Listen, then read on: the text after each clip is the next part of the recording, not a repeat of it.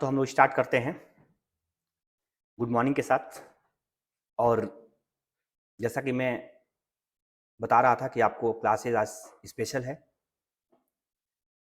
मेरी पॉलिटी की क्लास से थोड़ी सी हट के क्लास है।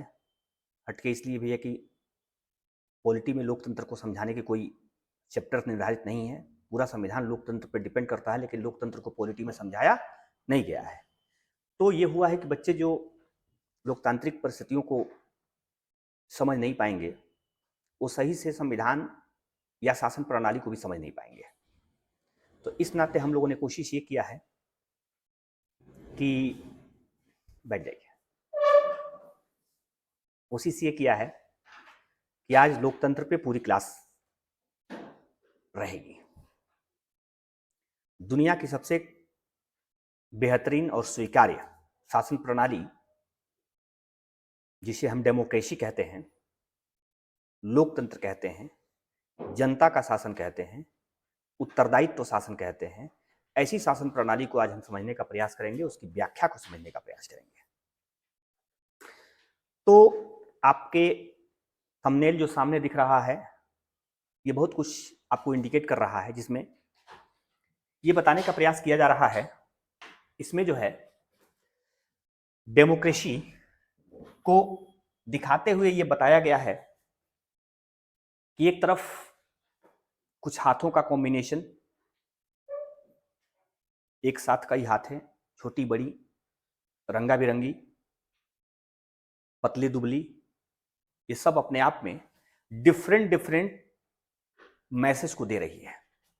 मैसेज ये है कि ये हाथें किसी की वाइट हो सकती हैं, किसी की ब्लैक हो सकती हैं, किसी की ब्राउन हो सकती हैं, लेकिन सब डेमोक्रेसी में बराबर होती हैं। ये छोटी हाथ, ये बड़ी हाथ, ये मोटी हाथ, ये पतली हाथ, ये सब बता रही है कि डेमोक्रेसी में सब क्या हो है, इक्वल है, सबकी बराबरी की राइट्स है, सबके बराबर का अधिकार हैं, सब लोग बराबर हैं। इस मैसेज को दे रहा है। ठीक है, तो आप समझ लीजिए कि अगर आपके देश में लोकतंत्र है तो आप किसी भी परिस्थिति में किसी से न छोटे हैं, न नीचे हैं, और न ही आप अधिकार से वंचित हैं। जो सब कर रहा है वो आपको करने का अधिकार है। ठीक है, इसमें किसी प्रकार के डाउट्स तो है नहीं कि आप लोकतंत्र इसलिए स्वीकार किए हुए हैं क्योंकि शासन प्रणाली आपके हाथ में है, आपके साथ किसी प्रकार की भेदभाव नहीं हो सकती है, आपको किसी अधिकारों से वंचित नहीं किया जा सकता है। हर प्रकार के अवसर, हर प्रकार के अधिकार और हर प्रकार की स्वतंत्रताएं आपको इक्वल रूप में मिली हुई हैं। ठीक है, तो इस नाते आप स्वीकार किए हुए हैं लोकतंत्र, या आपके देश में बहुत अच्छे ढंग से लोकतंत्र चल रहा है। दूसरा, डेमोक्रेसी का जो पिक्चर ये बता रहा है कि सबके जो मत होते हैं, वोट होते हैं, वह एक पेटी में बंद है। अर्थात लोकतंत्र की एक मजबूत स्तंभ यह है कि इलेक्टेड गवर्नमेंट आप देते हैं। डेमोक्रेसी की क्या देते हैं? इलेक्टेड गवर्नमेंट देते हैं। अर्थात जब आप चाहते हैं, पब्लिक चाह रही है, तो वहां गवर्नमेंट चुना जाता है। गुप्त मतदान हो रहा है, सबके नसीब इस पेटी में बंद हो रहे हैं, काउंटिंग होगी और तय होगा कि देश की जनता की बहुतायत संख्या किसके समर्थन में अपने वोट को डाली हुई है। वो व्यक्ति गवर्नमेंट चलाता है निश्चित समय तक, फिर एक बार जनता उनकी रिव्यू करती है और पुनः चुनाव होते हैं, और चुनाव के बाद यह तय होता है कि जनता किसे अपना अगला पसंद मान रही है, उन्हें अगली बार शासन करने का अवसर दे रही है या उनके जगह पर किसी और का चुनाव कर रही है। ठीक है, तो वोट बहुत बड़ी ताकत है लोकतंत्र में।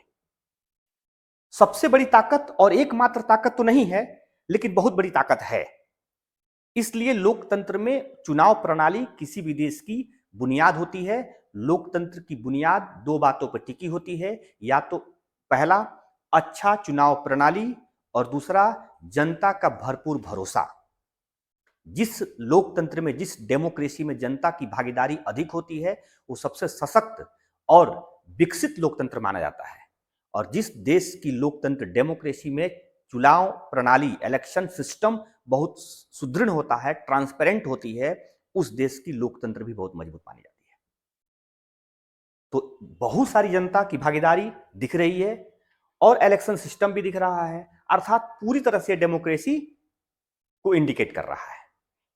ठीक है, तो इससे हम लोग आगे बढ़कर आप लोगों के सामने अगर पीपीटी मिला होगा तो इसके आगे वाले फेज में आप बढ़ेंगे और आगे वाली फेज में आपको लोकतंत्र का शाब्दिक अर्थ बताया गया है।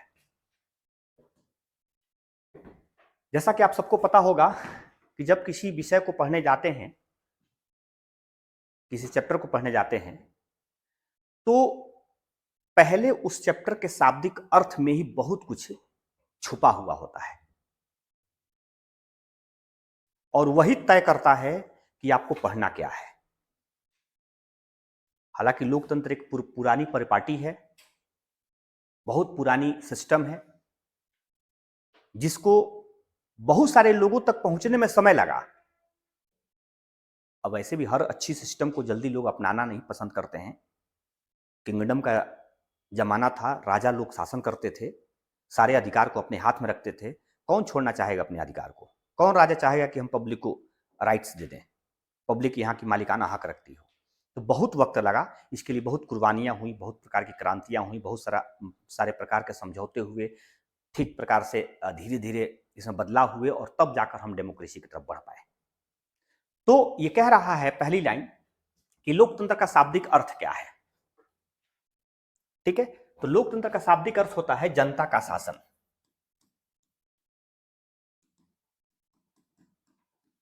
जनता का शासन, इसमें डेमोक्रेसी दो शब्द डेमोस और क्रेटोस से मिलकर बनी है। डेमोस का मतलब क्या होता है? जनता। क्रेटोस का मतलब क्या होता है? शासन या सत्ता। अब देखिए, एक्चुअली ये ग्रीक शब्द है, वहां से हम लोगों ने इसको अपना लिया है या दुनिया भर के लोगों ने अपना लिया है और अंग्रेजी के इस शब्द को दुनिया भर में एक तरह से कह सकते हैं कि स्वीकार किया गया है, जिसे भारत में लोकतंत्र के नाम से जाना जाता है, जनतंत्र के नाम से जाना जाता है। भारत में यही शब्द क्या होता है? लोकतंत्र या फिर जनतंत्र।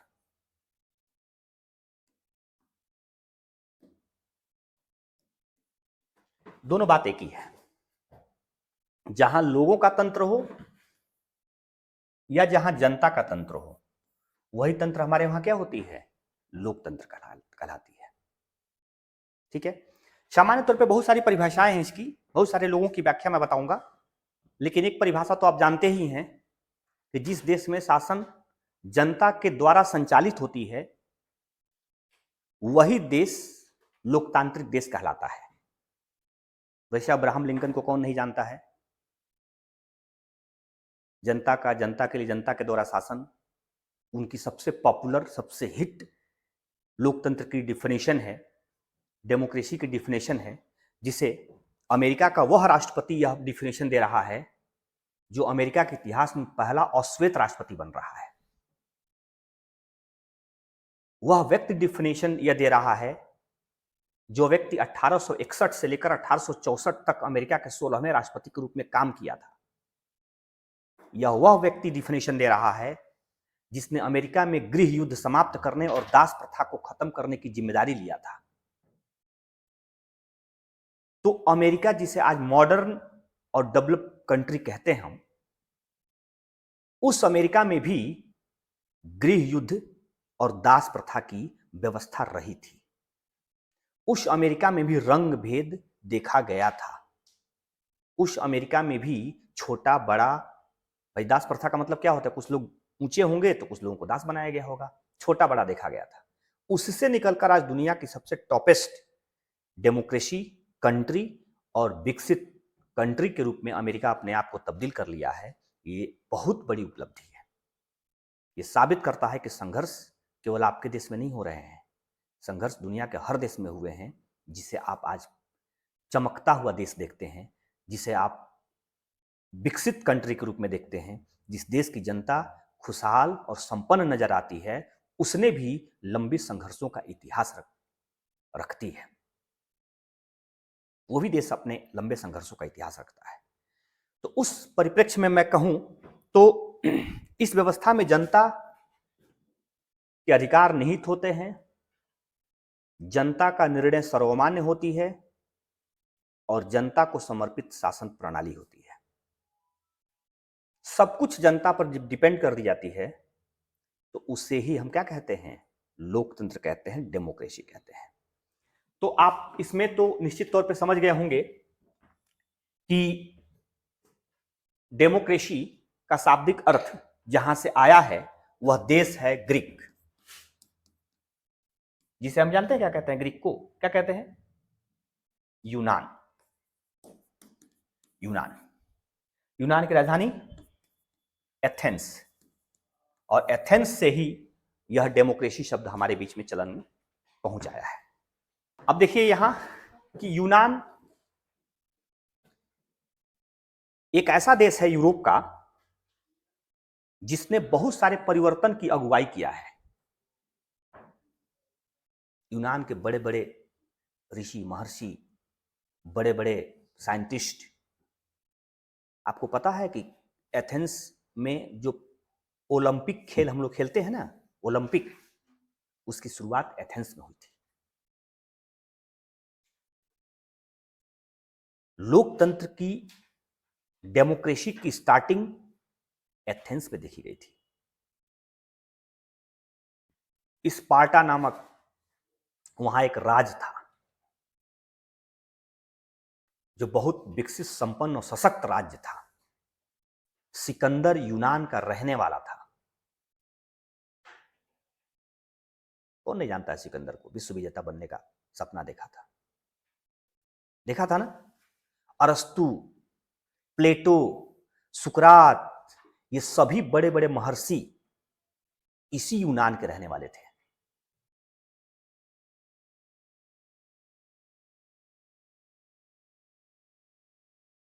Spiritual capital of the world कहा जा सकता है एथेंस को। तो उस परिप्रेक्ष्य में हम इससे आगे बढ़ें अगर भारत की तरफ या फिर डेमोक्रेसी की प्रारंभ के तरफ, तो आप क्या देखेंगे? लोकतंत्र का उद्विकास। किसी भी चीज का विकास को अगर समझ जाएंगे तो उसकी बुनियाद को समझ जाएंगे। ध्यान दीजिए, आप पेन और निकाल लेना चाहिए पहले। अब लोकतंत्र का उद्विकास कब हुआ? तो लोकतंत्र के उद्विकास प्राचीन सभ्यताओं से जुड़ी हुई एक शुरुआत थी जो यूनान और भारत दोनों से जुड़ी हुई मानी जाती है। अगर मैं बात करूं कि यूनान के एथेंस में सबसे पहले लोकतांत्रिक या डेमोक्रेटिक गवर्नमेंट की पहचान मिलती है। यूनान में जो लोग हुआ करते थे, वहां के मूल लोग हुआ करते थे, सशक्त लोग हुआ करते थे, वहां के राजा का चुनाव करते थे। जो प्रभावकारी लोग हुआ करते थे वो राजा का चुनाव करते थे। हालांकि उस चुनाव में महिलाओं को, दासों को और विदेशी नागरिकों को मत डालने का अधिकार नहीं था। एथेंस की बात कर रहा हूं। आज यूनान गरीब सा देश बन गया है। यूनान की जीडीपी का बहुत सारा हिस्सा राजकोषीय घाटे में तब्दील हो गया है। भूखमरी का शिकार है यूनान, जो दुनिया को पढ़ना, लिखना और सभ्यता की अगुवाई किया था, सिखाया था और सभ्यता की अगुवाई किया था। आज उस देश में ऐसा दोष हो गया है कि आज वो गरीबी के शिकार हो गया है। बड़े बड़े संपन्न लोग आज उस देश में भिखारी बन गए हैं, इसलिए कि देश का संचालन कुछ दिन तक गलत लोगों के हाथों में था। तो उस परिप्रेक्ष्य में मैं बता सकता हूं कि एथेंस में राजा का चुनाव उस क्षेत्र के सशक्त लोगों, समझदार लोग, शिक्षित लोगों द्वारा हुआ करता था। ये लोकतंत्र, ये डेमोक्रेसी की पहली नींव थी। हालांकि वहां भी महिलाओं, दास तथा कुछ ऐसे विदेशी लोगों को मत डालने का अधिकार नहीं था। आप सभी लोग मत डालते होंगे, नहीं डालते होंगे तो डालिएगा मत, 18 वर्ष से ऊपर हो जाइएगा तो। क्योंकि 18 वर्ष से ऊपर होने के बाद आप एडल्ट कहलाते हैं, और भारत के डेमोक्रेसी के हिसाब से सभी वयस्क एडल्ट लोगों को मत डालने का अधिकार प्राप्त है। यह आपका अधिकार आर्टिकल 326 के तहत है। आपको इससे कोई वंचित नहीं कर सकता है। तो इस परिप्रेक्ष्य में ये तो यूनान की बात हो गई। अब हम अगर भारत की बात करें, इंडिया की बात करें, तो इंडिया में इसकी शुरुआत भी प्राचीन अवस्था में हुई थी, प्राचीन काल में हुई थी। जब वैदिक काल में ऋग्वेद का समय चल रहा था, तो उस समय भारत में राजा और शासन का चुनाव वहां की जनता द्वारा किया जाता था। एक उदाहरण के तौर पर आपको बताऊं, एग्जाम्पल ये कहती है कि जहां पे एक चुनाव होता था वहां पे दो सभा हुआ करती थी, दो सदन। जैसे आज भारतीय इंडियन डेमोक्रेसी में लोकसभा और राज्यसभा है, इसी तरह से दो सदन हुआ करता था। एक सदन का नाम था सभा, हिंदी में और भारत की बात मैं कर रहा हूं। मैं भारत का हूं इसलिए भारत की कहानी बताता हूं, क्यों, जरा समझ लीजिएगा। क्योंकि दुनिया की किताबों में आप यूरोप की कहानियां सुनते हैं, एथेंस की कहानियां सुनते हैं, यहां तक कि आप अपनी एनसीईआरटी में भी एथेंस की कहानी सुनेंगे। मैं भारत का हूं इसलिए भारत की बात बताता हूं, ठीक है ना। इसको जरा समझ लीजिएगा, क्योंकि ये कोट करके अच्छी नंबरिंग कर सकते हैं। इसमें सभा एक समिति, एक सदन हुआ करता था, एक समिति हुआ करता था। जैसे सभा को जस्ट लाइक राज्यसभा कह सकते हैं, और समिति को हम लोकसभा कह सकते हैं। समिति, सभा का काम मुख्य रूप से क्या था कि राज्य का संचालन करना,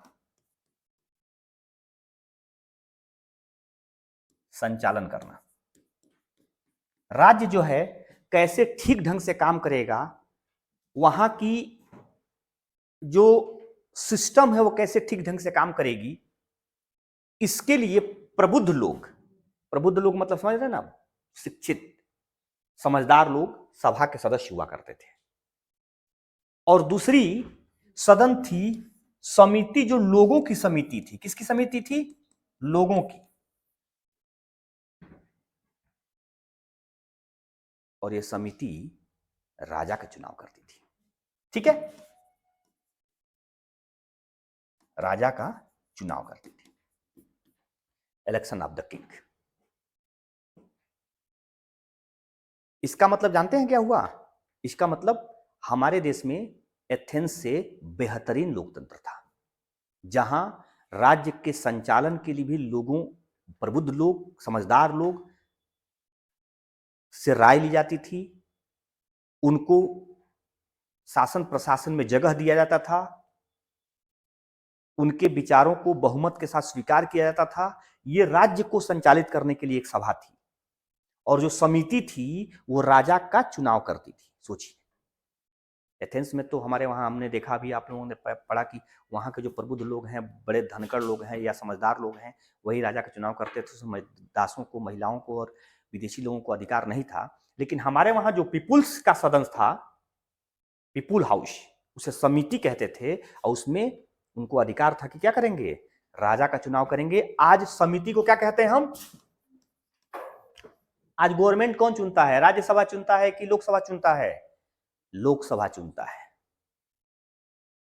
राज्यसभा से गवर्नमेंट नहीं बनती है, लोकसभा से गवर्नमेंट बनती है। जिस भी पार्टी का लोकसभा में बहुमत होता है, वही पार्टी गवर्नमेंट बनाती है, भले ही राज्यसभा में पूर्ण बहुमत आपके पास हो। सभी की सभी सीटें आपके पास हो, उससे आप शासन नहीं करेंगे। गवर्नमेंट बनाने का अधिकार लोकसभा को है। क्यों? क्योंकि लोकसभा जनता का सदन है। जनता के प्रतिनिधि आकर लोकसभा के सदस्य होते हैं और वही सदस्य अपना गवर्नमेंट चुनते हैं और गवर्नमेंट 5 साल तक निश्चित टाइम तक काम करती है। जितने आप सांसद का नाम सुनते होंगे, चाहे गोरखपुर के रवि किशन जी हो गए या फिर आपके बगल में बांसगांव के कमलेश पासवान जी हो गए, ये लोग गवर्नमेंट के हिस्सेदार भी हैं क्योंकि गवर्नमेंट का समर्थन करते हैं। तो ये लोग जनता द्वारा चुने हुए हैं, लोकसभा के सदस्य बने हुए हैं और ये लोग समर्थन देकर देश की गवर्नमेंट चला रहे हैं, अर्थात बहुमत की सरकार चला रहे हैं। उनकी भूमिका है उसमें। भले मंत्री, हालांकि कमलेश पासवान जी मंत्री भी हैं, रवि किशन जी मंत्री नहीं है, फिर भी गवर्नमेंट के बनने में रवि किशन की भूमिका है, क्योंकि जब तक लोकसभा में किसी भी पार्टी को 543 में से 272 मेंबर्स का समर्थन न मिल जाए, तब तक देश में कोई गवर्नमेंट नहीं चला सकता है। तो जितने इस तरह के लोग हैं, रवि किशन, कमलेश पासवान जैसे तमाम लोग, उनकी संख्या जब तक 272 नहीं हो जाएगी और ये 272 लोग जिसका समर्थन नहीं कर देंगे, तब तक इस देश में कोई गवर्नमेंट नहीं बना सकता है, कोई सरकार नहीं बना सकता है। तो उस समय भी हमारे वहां लोगों के सदन द्वारा राजा चुने जाते थे। आज भी हमारे वहां लोकसभा अर्थात लोगों के सदन द्वारा गवर्नमेंट चुना जाता है। फर्क यह है कि उस समय के लोग राजा कहलाते थे, आज के शासक हमारे सरकार कहलाती है। आज हम जब चाहेंगे उन्हें सरकार से बेदखल कर देंगे। हम नियत समय पर इलेक्शन के द्वारा उनके विरुद्ध में वोट डालकर उन्हें रिजेक्ट कर सकते हैं। तमाम तरह के हमारे पास अवसर हैं जब हम समय से पूर्व या समय से पहले भी गवर्नमेंट से उनको अलग कर देते हैं। अभी एक अविश्वास प्रस्ताव आ जाए सदन के भीतर, कितनी भी ताकतवर देश की गवर्नमेंट हो और अविश्वास प्रस्ताव केवल लोकसभा में पारित हो जाए, कितनी भी ताकतवर गवर्नमेंट हो, 1 सेकंड में उसे सत्ता छोड़ देनी होगी। तो ये अगर पब्लिक नाखुश हो जाए और 5 साल का इंतजार पब्लिक न करना चाहे,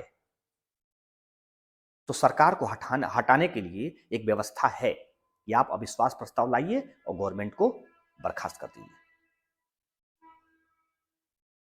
तो ये क्यों ऐसा हो पाया है कि हम समय से पूर्व ही हटा दे रहे हैं, हम समय के साथ तय कर रहे हैं कि वो हमारे सरकार में पुनः होंगे कि नहीं होंगे, हम समय के साथ ये भी तय कर रहे हैं कि हम दूसरे को सत्ता देने जा रहे हैं। ये कैसे हो पा रहा है सब कुछ? ये इसलिए हो पा रहा है क्योंकि आप डेमोक्रेसी में रहते हैं। ये इसलिए हो पा रहा है क्योंकि आप लोकतंत्र के अंतर्गत संप्रभुता के मालिक हैं। संप्रभुता की जिम्मेदारी आपके पास है, इसलिए आप तय कर पा रहे हैं कि हमारे देश में शासन का संचालन कौन करेगा। राबड़ी देवी के नाम सुने होंगे, राबड़ी देवी, नाम भी बड़ा खूबसूरत था, राबड़ी देवी। बिहार की बात है तो इस समय बिहार में चुनाव चल रहा है, बता दो, पढ़ी लिखी महिला नहीं थी और समझदार भी नहीं थी।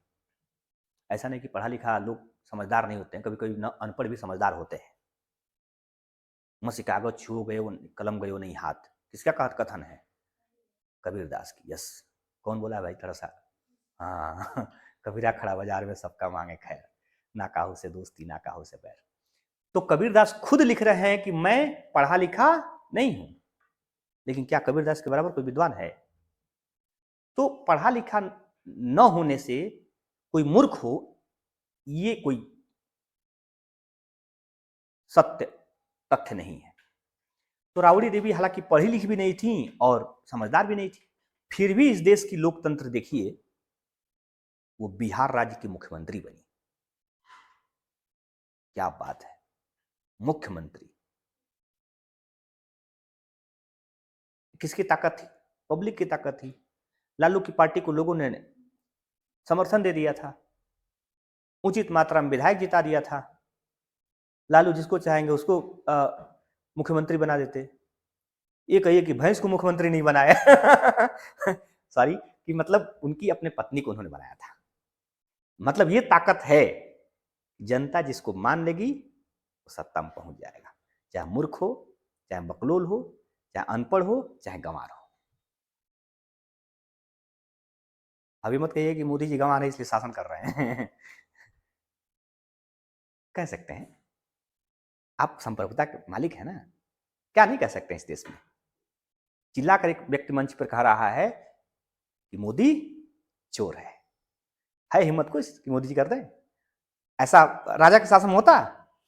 मंच पर 50,000 की भीड़ में कह रहा है कि तुम्हारा शासक चोर है।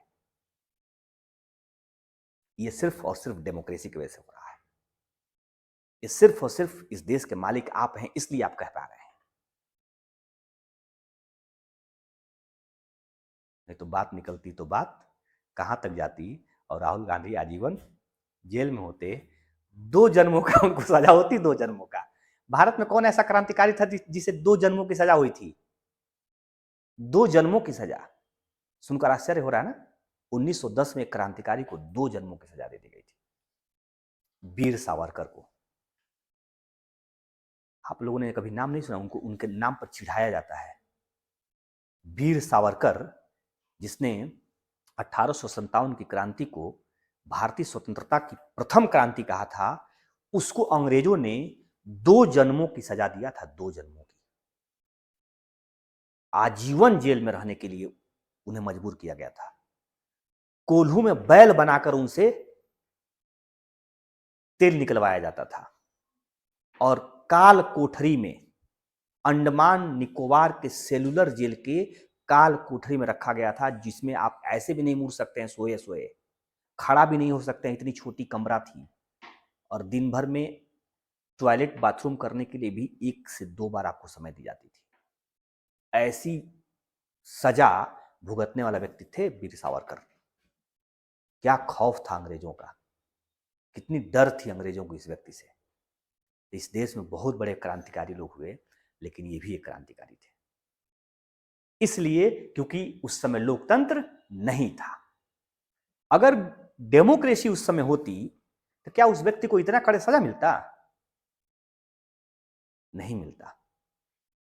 तो आज राहुल गांधी जी कह रहे हैं तो बिल्कुल आप भी कह सकते हैं, और लोग कहते भी हैं, इसलिए कि यहां डेमोक्रेसी है, विशुद्ध रूप से डेमोक्रेसी है। ठीक है, उसकी और भी ऐसा नहीं कि डेमोक्रेसी में खामियां नहीं है, भारत के डेमोक्रेसी में बहुत सारी खामियां हैं, लेकिन सारी खामियों के बावजूद भी हमारे डेमोक्रेसी अच्छी है, इसलिए हम स्वीकार किए हुए हैं। कभी कभी किसी पिता और मम्मी के 4 बच्चे होते हैं, उसमें एक बच्चा थोड़ा सा बदमाश भी होता है, तो लोग उसको नकार नहीं देते हैं, उसको स्वीकार करते हैं, क्योंकि वो अपना होता है और वो जीवन के उस पल में साथ देने के लिए तैयार होता है जिस पल में दुनिया छोड़ देती है, इसलिए उसे स्वीकार किया जाता है। तो डेमोक्रेसी हम इसलिए स्वीकार किए हुए हैं क्योंकि इससे अच्छी शासन कोई हो ही नहीं सकती है, तो सुधार कर हम व्यवस्थित बना लेंगे। इसलिए कमी होने के बावजूद भी हम क्या किए हुए हैं, इसे स्वीकार किए हुए हैं। इसमें तो आप लोग समझ गए कि भारत की व्यवस्था में और यूनान अर्थात एथेंस, एथेंस की व्यवस्था में डेमोक्रेसी कहां कहां थी। इसमें किसी को कोई डाउट्स? आपको कहां, क्या क्या डाउट नहीं है? एथेंस कहां है? वेरी गुड, बहुत सुंदर। एथेंस में क्या हुआ था सबसे पहले? यस, डेमोक्रेसी की स्थापना हुई थी। मतलब ये आ गई है समय से, इसलिए बता भी रही हैं। इसका मतलब अच्छे से पढ़ रही हैं, सब लोग अच्छे से पढ़ रहे होंगे, क्योंकि जो मैं क्वेश्चन दूंगा तो आंसर बताएगा कितने अच्छे से आप पढ़ रहे हैं खैर, अगला हम देखते हैं। अगला क्या कह रहा है? एक बहुत बेहतरीन व्यक्ति का चेहरा आप देख रहे हैं। इस व्यक्ति की बाल बहुत अच्छी दिख रही है। उस समय अच्छी दिख रही थी जब 200-300 वर्ष पहले की बात है ये। और इस व्यक्ति का नाम है, पहले देख लीजिए, लोकतंत्र के विभिन्न दृष्टिकोण, डिफरेंस पर्सपेक्टिव ऑफ डेमोक्रेसी। ये स्थिति रूसो नाम से एक व्यक्ति हैं, इनका प्रत्यक्ष लोकतंत्र को हम रूसोस डायरेक्ट डेमोक्रेसी के नाम से इन्होंने एक डिफिनेशन दिया था। उस डिफिनेशन को मैं आपको बताने जा रहा हूं कि इनके हिसाब से लोकतंत्र है क्या। हालांकि इनके बारे में मैं बता दूं कि यह स्विट्जरलैंड के रहने वाले थे। कहां के रहने वाले थे? स्विट्जरलैंड के। लेकिन इन्होंने अपना ज्यादातर समय फ्रांस में बिताया था। कहां बिताया था? फ्रांस में। इनकी एक पुस्तक है जिस पुस्तक का नाम है द सोशल कॉन्ट्रैक्ट। बहुत बड़ी पुस्तक है, बहुत मैच्योर पुस्तक है। आप अपने किताबों में, अपने नोटबुक पे लिखते जाइएगा। किताब का नाम है द सोशल कॉन्ट्रैक्ट। और उस किताब के माध्यम से उन्होंने, मतलब रूसो ने, स्वतंत्रता, समानता और बंधुत्व को डिफाइन किया था। रूसो ने स्वतंत्रता, समानता और बंधुत्व को डिफाइन किया था। और मैं बताऊं कि 1762 के समथिंग लिखी हुई एक किताब फ्रांस में फ्रांस की क्रांति की अगुवाई कर दिया। एक किताब फ्रांस में क्रांति ला दिया। और उसी फ्रांस की क्रांति का नारा था स्वतंत्रता, समानता और बंधुत्व। जो रूसो के द्वारा लिखी हुई पुस्तक सोशल कॉन्ट्रैक्ट की सबसे बड़ी बात थी, उसी बात ने बवाल खड़ा कर दिया फ्रांस में। और 16वें शासक तानाशाह लुई 16वां जिसे कहते हैं, उसके सत्ता को उखाड़ फेंका गया। इतना बड़ा इन्होंने लोकतंत्र को समर्थित करते हुए क्रांति करने का प्रयास, क्रांति लाने का प्रयास किए थे वो। अब देखेंगे क्या कह रहा है। इन्होंने कहा क्या है, रूसो ने सामान्य इच्छा, जनरल विल के शासन का समर्थन किया। लोग सीधे कानून बनाते हैं। इन्होंने कहा कि सामान्य इच्छा, what is the general will, what is the सामान्य इच्छा। सामान्य इच्छा क्या है? सामान्य इच्छा बहुमत की इच्छा है। सामान्य इच्छा ज्यादा से ज्यादा लोगों की इच्छा है। तो वही कानून है जो अधिक से अधिक लोग चाहते हैं। कानून क्या है? जो अधिक से अधिक लोग चाहते हैं, क्योंकि उसी कानून के अंडर में उस व्यक्ति को रहना होता है। और व्यक्ति चाहेगा कि यह कानून हमारे लिए अच्छी है, और ज्यादा से ज्यादा लोग चाहेंगे, बस वही कानून है।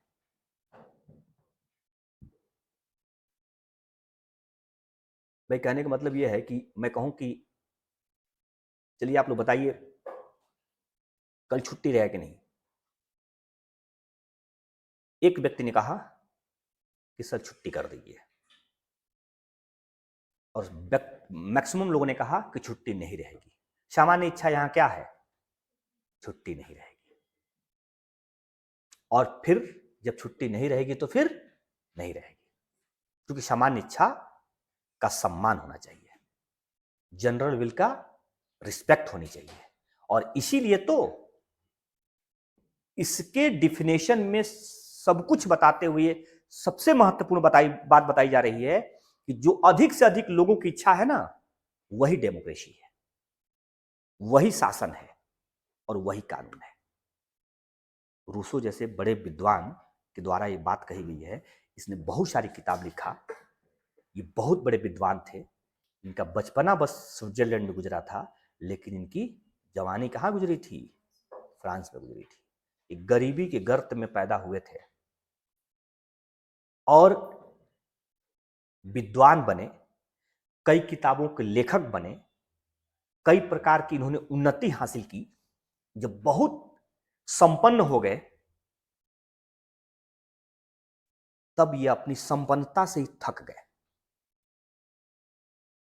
तो लास्ट किताब में इन्होंने जानते हैं क्या लिखा? कि हे ईश्वर, मेरी खुशी के लिए मेरी गरीबी और मेरे बचपना वापस कर दीजिए।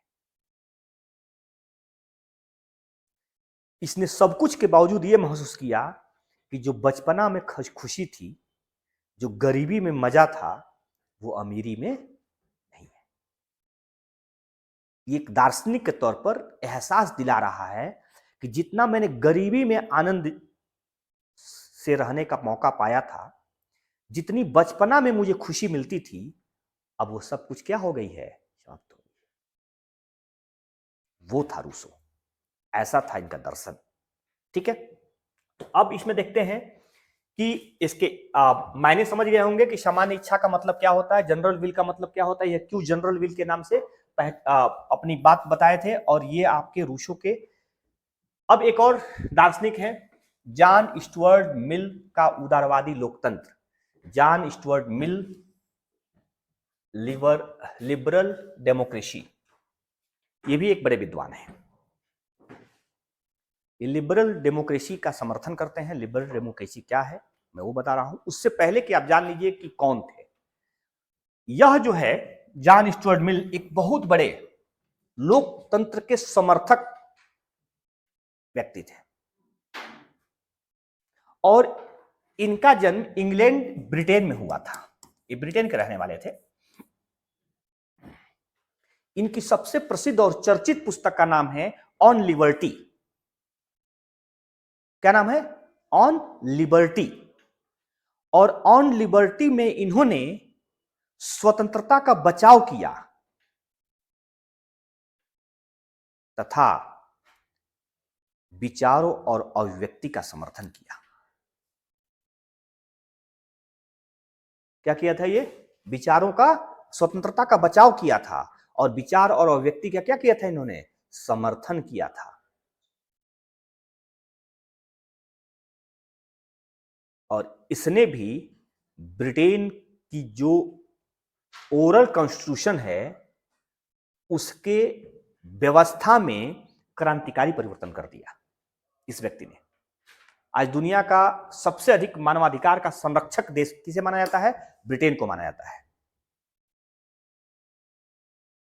दुनिया में मानवाधिकार की अगुवाई ब्रिटेन ने किया था। ऐसे ही लोगों के बल पे किया था। इन लोगों ने अपनी बात से ब्रिटेन में समझाने में सफलता प्राप्त की थी कि स्वतंत्रता का बचाव क्यों जरूरी है। इन्होंने यह तय किया था कि विचार अभिव्यक्ति हर व्यक्ति के लिए क्यों अनिवार्य है। आपके संविधान में विचारों और अभिव्यक्ति का दर्शन मिलता है, आपके फंडामेंटल राइट्स हैं। अनुच्छेद 19 इसकी स्वतंत्रता देता है आपको। हालांकि वहां तक अभी हम लोग पहुंचे नहीं है कॉन्स्टिट्यूशन को पढ़ते हुए, लेकिन जब पढ़ेंगे तो यह बताया जाएगा कि आपके संविधान में भी जो आपको फंडामेंटल राइट्स दिए गए हैं वो कितने प्रकार के राइट्स हैं और क्या क्या आपके लिए अवसर देता है। दुनिया का एक बेहतरीन संविधान के द्वारा संचालित व्यक्ति हैं आप, इसलिए वो सब कुछ आपका संविधान आपको दे दिया है जो दुनिया के अच्छे और सभ्य लोगों को मिलता आ रहा है। तो इसने क्या कहा है? इन्होंने नैतिक और बौद्धिक विकास के लिए भागीदारी पर जोर दिया। नैतिक विकास और बौद्धिक विकास, चरित्र का चारित्रिक विकास और बुद्धिमत्ता का विकास, दोनों तभी हो सकती है जब क्या होगा? लोग एक साथ जुड़ेंगे, लोगों की भागीदारिता बढ़ेगी, लोग भारी मात्रा में तय करेंगे कि मेरे वहां किस प्रकार के सिस्टम होनी चाहिए। ठीक है ना? प्रतिनिधित्व लोकतंत्र का समर्थन किया। जैसा कि आपको पता होगा कि प्रारंभ में लोकतंत्र डायरेक्ट डेमोक्रेसी थी, जिसे हम प्रत्यक्ष लोकतंत्र कहते थे। लेकिन बड़ी आबादी और विविध प्रकार की समस्याओं के बढ़ने के साथ लोकतंत्र हमारा प्रतिनिधित्व आधार पर हो गया। मैं बताने जा रहा हूं ये होता क्या है। जैसे आप ग्राम प्रधान का चुनाव करते हैं। गांव में 2000, 1500, 1200 आबादी होती है, और उस 1200 आबादी के माध्यम से आप प्रधान का चुनाव करते हैं। करते होंगे। कोई 600 पा जाता है जीत जाता है, कोई 400 पाकर हार जाता है। समथिंग इसी के रेशियो में एक प्रधान वोट पाता है। तो आपने क्या किया, उस प्रधान को डायरेक्ट चुना। पब्लिक ने क्या किया, डायरेक्ट चुन लिया। लेकिन क्या कभी आपने सोचा है कि प्रधान नहीं, प्रधानमंत्री को कैसे चुना जा सकता है? क्या डायरेक्ट पब्लिक चुनती है? क्या प्रधानमंत्री हमारा आपके द्वारा सीधे वोट देकर चुना जा सकता है? न चुना जा सकता है, न चुनने का अवसर मिलता है आपको, क्योंकि इलेक्ट करने के लिए बहुत बड़ी आबादी का होना अनसिस्टमेटिक हो जाएगी। इसलिए प्रतिनिधित्वात्मक जो व्यवस्था डेवलप की गई कि आप एज ए पब्लिक अपना प्रतिनिधि भेजिए, रिप्रेजेंटेटिव कहा जाता है उसको, और आप चुनाव कीजिए। जैसे एग्जाम्पल के तौर पर रवि किशन की बात मैंने किया, तो रवि किशन की बात पे ही आगे बढ़ा रहा हूं। रवि किशन आपके सांसद हैं, निश्चित तौर पर आप लोगों ने चुना है। जिन लोगों ने चुना होगा वोट देकर, मतलब अधिकांश लोग उन्हीं को चुने हैं, तभी तो वो सांसद बने हैं। मीन्स लोगों ने इनको चुन लिया, ये सरकार नहीं चला रहे हैं। अब ये जाकर, ये आपके प्रतिनिधि हैं, सरकार के प्रतिनिधि, जनता के प्रतिनिधि हैं, और ये जाकर सरकार चुन रहे हैं। तो आपने रवि किशन को चुना, रवि किशन जी जाकर सरकार चुन रहे हैं। मीन्स आपके द्वारा सरकार इनडायरेक्टली चुनी जा रही है। बस यही मैं बताने का प्रयास कर रहा हूं। आप ही ने सरकार बनाया है, लेकिन डायरेक्ट न बनाकर इनडायरेक्ट बनाया है। तो जब जनसंख्या बढ़ी, पॉपुलेशन बढ़ रहा था, तो प्रतिनिधित्व लोकतंत्र का इन्होंने समर्थन किया था कि इतनी बड़ी आबादी को डायरेक्ट लोकतंत्र से जोड़ना संभव नहीं है। इसलिए डायरेक्ट डेमोक्रेसी के बजाय इनडायरेक्ट और प्रतिनिधित्वात्मक डेमोक्रेसी हो तो ज्यादा उपयोगी होगा। ये जॉन स्टुअर्ट मिल की तरफ से, जिसमें अल्पसंख्यकों के लिए, यहां भी देख लेंगे माइनॉरिटी जो लोग हैं, अल्पसंख्यकों के लिए सुरक्षा का उपाय हो सके। जो हमारे देश के माइनॉरिटी हैं या किसी भी देश में माइनॉरिटी है, किसी प्रकार के माइनॉरिटी, माइनॉरिटी किसे कहते हैं कि एक विशेष व्यवस्था में उनकी आबादी कम हो। जैसे गोरे और कालों में माइनॉरिटी, जिसकी आबादी कम होगी वो वहां का माइनॉरिटी कहलाएगा। धर्म के आधार पर माइनॉरिटी, जिस धर्म के लोग कम होंगे वहां के माइनॉरिटी कहलाएंगे। जाति के आधार पर माइनॉरिटी, जिस जाति के लोग कम होंगे उसको माइनॉरिटी कहेंगे। तो मतलब किसी व्यवस्था में जिस आबादी की संख्या कम होगी उसको माइनॉरिटी कहते हैं। और माइनॉरिटी की सुरक्षा इसलिए जरूरी है क्योंकि हमेशा बहुसंख्यक की अगर सरकार बनती रहेगी तो माइनॉरिटी के ऊपर क्या होंगे, अत्याचार होंगे, माइनॉरिटी के साथ भेदभाव होगा, उनके साथ किसी भी प्रकार की बराबरी का अवसर नहीं मिलेगा, जिसकी वजह से उनकी सुरक्षा क्या हो जाएगी, खतरे में पड़ जाएगी। इसलिए इन्होंने क्या कहा कि माइनॉरिटी की सुरक्षा, माइनॉरिटी की सिक्योरिटी सुनिश्चित हो। ये कौन कह रहे हैं, जॉन स्टुअर्ट मिल। क्या कह रहे हैं, जॉन स्टुअर्ट मिल का कहना है कि चरित्र, नैतिकता और बौद्धिकता दोनों भागीदारिता पर तय होनी चाहिए, तथा इनके हिसाब से कि वर्तमान में बढ़ी हुई आबादी के बीच में प्रतिनिधित्वात्मक लोकतंत्र का समर्थन होना चाहिए। और इन्होंने यह बात कही कि उसी के साथ अल्पसंख्यकों की सुरक्षा मिलनी चाहिए। आप देखे होंगे आपका संविधान अनुच्छेद 29, अनुच्छेद 30 दोनों अल्पसंख्यकों की सिक्योरिटी, उनकी शिक्षा और उनकी संस्कृति के सेफ करने के लिए उनको फंडामेंटल राइट्स के रूप में प्राप्त है। आपके देश में माइनॉरिटी को भी सिक्योरिटी है।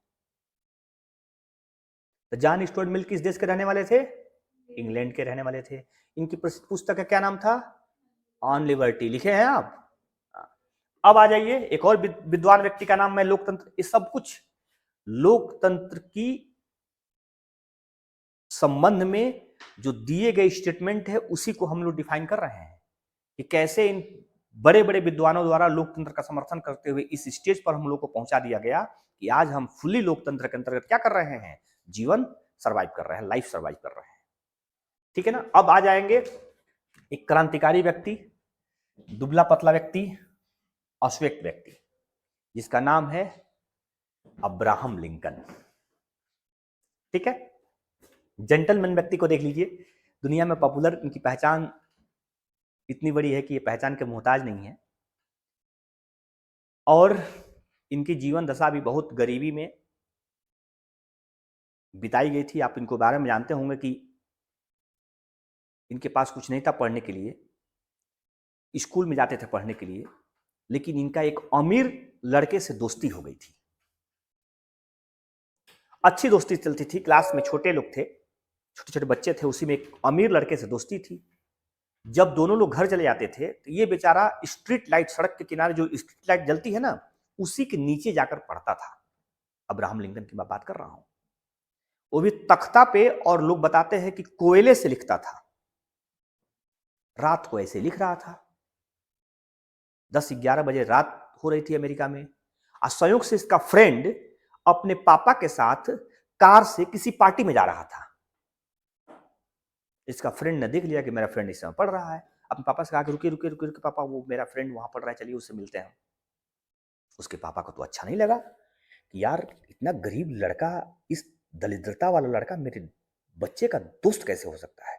फिर बच्चे की बात थी, लेकर गाड़ी मोड़ कर गए उसके पास। इस पापा में खुन्नत थी कि क्या कर रहे हो यार, इतने बजे रात को सड़क के किनारे कोई पढ़ता है क्या, और इस तरह की पढ़ाई से तुम देश का राष्ट्रपति थोड़ा ना बन जाओगे। तब अब्राहम लिंकन ने कहा था कि अंकल, छोटा बच्चा ही बड़ा बनकर राष्ट्रपति होता है। उस समय न उस पिता को पता था, न उसके बेटे को पता था कि लड़का जो जवाब दे रहा है वो सच्चाई बदल जाएगी।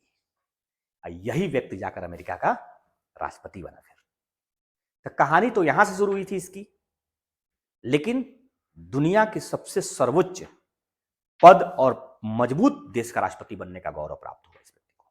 अश्वेत था, वो भी उस देश में गौरव प्राप्त हुआ जिस देश में 90% समथिंग लोग गोरे हैं और 10% से 12% लोग ही काले हैं, अश्वेत है। जबकि दुनिया में कहा जाता है कि बहुमत की सरकार होती है लोकतंत्र में। लोकतंत्र की सबसे बड़ी खराबी है कि लोकतंत्र बहुमत की सरकार लाती है। अब बहुमत जिसकी भागीदारी जब सबसे बड़ी होती है, उसकी हिस्सेदारी सबसे बड़ी होती है। लेकिन यहां तो हिस्सेदार बहुत छोटा था, लेकिन भागीदारी निभा दिया। इनके साथ और दक्षिण अफ्रीका के राष्ट्रपति नेल्सन मंडेला के साथ फर्क है। नेल्सन मंडेला अश्वेत थे वो भी, लेकिन दक्षिण अफ्रीका में 2/3 से अधिक लोग अश्वेत हैं। मतलब समथिंग 70 से 75% लोग दक्षिण अफ्रीका में अश्वेत हैं, तब वहां के राष्ट्रपति बन गए। एक बहुत बड़ी उपलब्धि इनकी कहानी में, उनकी भी कहानी किसी दिन बताऊंगा तो आपको लगेगा कि नेल्सन मंडेला इज द अवतारी पुरुष जिसे हम कहते हैं इंडिया में। उसकी शुरुआत बताएंगे। 27 वर्ष जेल में रहने के बाद दुनिया का कोई व्यक्ति बाहर निकले और देश का राष्ट्रपति बने, ये थे नेल्सन मंडेला। लेकिन उनके देश में अश्वेतों की आबादी 75% समथिंग, उनको राष्ट्रपति बनने का मौका मिलता। अगर सही ढंग से इलेक्शन होता तो राष्ट्रपति बनने का मौका मिलता। गोरे लोग नहीं इलेक्शन करा रहे थे, न अश्वेतों को राष्ट्रपति या फिर पदाधिकारी बनने का मौका मिल रहा था। लेकिन इनके साथ तो डिफरेंट स्थिति थी, ये अश्वेत थे, इनकी आबादी भी कम थी, फिर भी अपने काबिलियत के दम पर इन्होंने क्या किया था, राष्ट्रपति बना था। देश अमेरिका के 16वें राष्ट्रपति हुए थे 1861 से लेकर 64 तक राष्ट्रपति रहे थे। उनकी हत्या भी हो गई थी। यहां पे अब्राहम लिंकन साहब के शास्त्रीय परिभाषा देख लीजिए। अब्राहम लिंकन क्लासिकल डेमोक्रेसी क्या थी? जनता के द्वारा जनता के लिए शासन, to the people, by the people, for the people. आप देखेंगे कि कहीं ना कहीं government of the people, for the people, by the people का जो नारा दिया गया और चर्चित जो नारा दिया गया था, वह किसका था नारा? अब्राहम लिंकन साहब का था। इसमें 3 शब्द बड़ा महत्वपूर्ण है।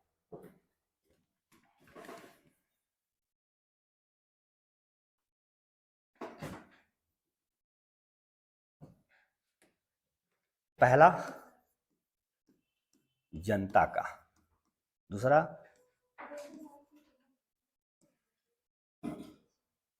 जनता द्वारा, और तीसरा जनता के लिए। ये तीन शब्द तो क्रांतिकारी शब्द है। इस तीन शब्द में आप पूरी तरह से मैं बता सकता हूं कि अब्राहम लिंकन के विचारों को समझ सकते हैं। कहना क्या चाहते हैं अब्राहम लिंकन साहब? अब्राहम लिंकन कह रहे हैं जनता का मतलब यह देश, इस देश की संप्रभुता और इस देश की पूरी तरह से सिस्टम किसके हाथ में होगी? मतलब संप्रभुता, सॉवरेनिटी जो है वो किसकी है? जनता की। संप्रभुता किसकी है? जनता की है। संप्रभुता मतलब जब आप न आंतरिक न बाहरी दबाव के बिना फैसले लेने के लिए अधिकृत होते हैं तो आप संप्रभु होते हैं। समझ में आ गया कि जिस देश की गवर्नमेंट या जिस देश की पब्लिक न आंतरिक दबाव में आए न बाह्य दबाव में आए और स्वतंत्र रूप से अपने विचारों को व्यक्त करे अर्थात अपने फैसले ले, वही देश और उसी देश की जनता संप्रभु जनता होती है। आपने देखा होगा इस देश में बहुत बड़ा एक फैसला लिया गया 2016 में। आज रात 12 बजे के बाद 500 1000 रुपए के सभी नोट लीगल टेंडर अमान्य हो जाएंगे। मोदी को किसी ने कहा था बारी कर लो ऐसा? आंतरिक रूप से किसी को बताया था? किसी से पूछा था? 1 सेकंड में ऐसा कर लिया क्योंकि जनता ने उसको प्रधानमंत्री बनाया है। इस देश की संप्रभु की ताकत है उसके पास कि बिना डरे बिना झुके एक इतना बड़ा फैसला लिया कि जो दुनिया में किसी देश में नहीं हुआ है। इसलिए कि संप्रभुता की ताकत है। अब्राहम लिंकन ने समझाया है कि लोकतंत्र में जनता का मतलब होता है जनता की संप्रभुता, जिसमें पूरी तरह से क्या हो? जनता ही उसकी मालिकाना हक रखती हो। नेक्स्ट अगर इसमें देखेंगे तो नेक्स्ट कह रहा है जनता का जनता द्वारा। जनता द्वारा। अब इसमें क्या है? जो शासन है ना, शासन, शासन में भागीदारिता जो है वो जनता की होगी। किसकी होगी? जनता की, पब्लिक की। जनता द्वारा मतलब शासन जनता ही द्वारा चलाया जाएगा। यह तय किया जाएगा कि शासन में कौन रहेगा। जनता जब तक चाहेगी तभी तक आप शासन में रह सकते हैं। गवर्नमेंट तभी तक चला सकते हैं जब तक आपको जनता का समर्थन प्राप्त हो। तो जनता द्वारा मतलब पूरी शासन व्यवस्था का संचालन किसके हाथ में होगी? जनता के हाथ में होगी। और जनता के लिए का मतलब क्या है? जो भी शासन होगा, जो भी योजना, परियोजना, निर्माण, फैसले, कानून, जो कुछ भी बनेगा वो सब जनता के लिए बनेगा। जनता के लिए इसमें कहा जाता है कि कल्याणकारी शासन, कल्याणकारी सभी फैसले जनता के हित में ही लिए जाएंगे।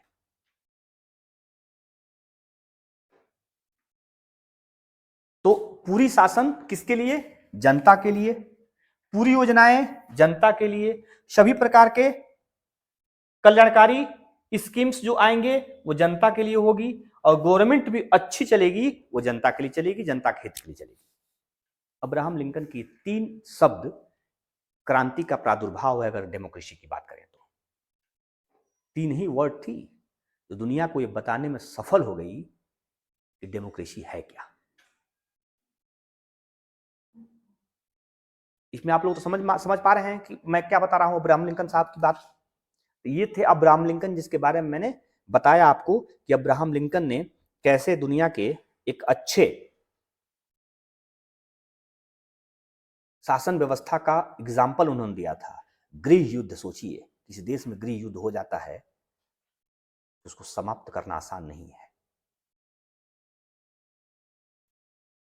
उसकी समाप्ति के लिए और दास प्रथा के अंत के लिए बेचारा अपने आप को कुर्बान कर दिया। आप लोगों को पता है, जब राजा राम मोहन राय साहब देश में सती प्रथा और दास प्रथा की अगुवाई कर रहे थे, तो उनके ऊपर पत्थर चलाए जा रहे थे, उनको जान से मारने की धमकी दी जा रही थी, क्योंकि उस समय के लोग भी क्या चाहते थे, सती प्रथा बनी रहे, दास व्यवस्था सही है। उस समय के लोग मान रहे थे ना। किसी तरह से उसका उन्मूलन हुआ, उसका समापन हुआ, और आज लोगों को लगता है कि राजा राम मोहन राय बहुत अच्छे आदमी हैं, बहुत अच्छे आदमी, बहुत अच्छा काम किए थे। आज लग रहा है, सबको लग रहा है, पूजनीय रूप में आप देख रहे हैं उनको। ठीक उसी प्रकार से अब्राहम लिंकन जब दास प्रथा को समाप्त करने के लिए अमेरिका में काम कर रहा था, तो इसको कई बार प्रयास किया गया मारने के लिए। अंततः नासमझदार लोगों द्वारा सफलता भी प्राप्त कर ली गई, इसकी हत्या कर दी गई, क्योंकि लोग नहीं चाहते थे अमेरिका में दास प्रथा समाप्त हो। दास प्रथा का मतलब यह होता है कि यदि कोई व्यक्ति जीवन भर किसी का गुलाम रहकर और सेवक के रूप में काम करता रहे, तो उसे ही हम दास प्रथा कहते हैं। मतलब उसकी पूरी फ्रीडम, पूरी लिबर्टी, पूरी तरह से राइट्स समाप्त कर दिए जाएं, और उसके पास एकमात्र काम हो कि आप अपने मालिक को क्या करेंगे, सेवा करेंगे, मालिक की सेवा करेंगे, मालिक को सर्विस देंगे, मालिक के लिए पूरी अपने आप को कुर्बान किए रहेंगे। तो ऐसे ही लोगों को दास कहा जाता है। उस समय दास दासी की व्यवस्था थी। आपने देखा होगा, शायद या सुना होगा, जब बड़े राज परिवार में शादियां होती थी,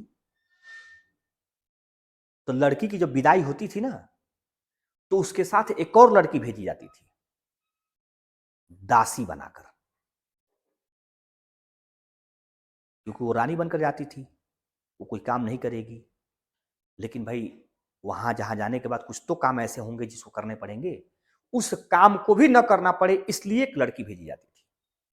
और उस लड़की का काम जीवन भर क्या था, उस महारानी को हर तरह की सेवा प्रदान करना।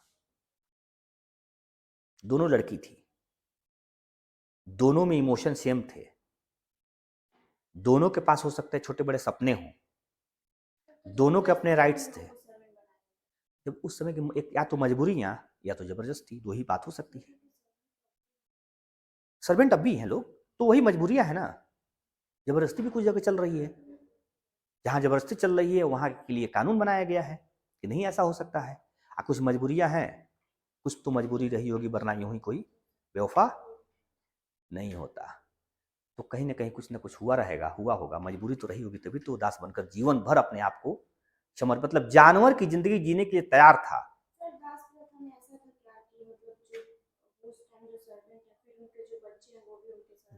बिल्कुल बिल्कुल। अरे दास जब जीवन भर अपने आप को समर्पित कर दिया मालिक के लिए, एक पैसे की उसकी जरूरत नहीं महसूस किया, तो उसका बच्चा कहाँ जाएगा, वही ना दासी का काम करेगा। बच्चा तो कुछ इस तरह से अच्छा कर सकता है जब उसके पिता ने कुछ अच्छा किया हो। जब पिता ने ही दास बनकर काम किया, बेटा क्या कर सकता है।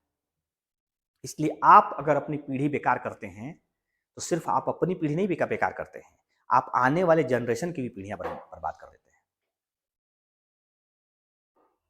इसलिए एक गार्जियन के तौर पे, एक पेरेंट्स के तौर पर आपकी बड़ी जिम्मेदारी है, जब आप अपने बच्चे को अच्छा बनाना चाहते हैं। बच्चे को लोग दिन भर पीटते हैं,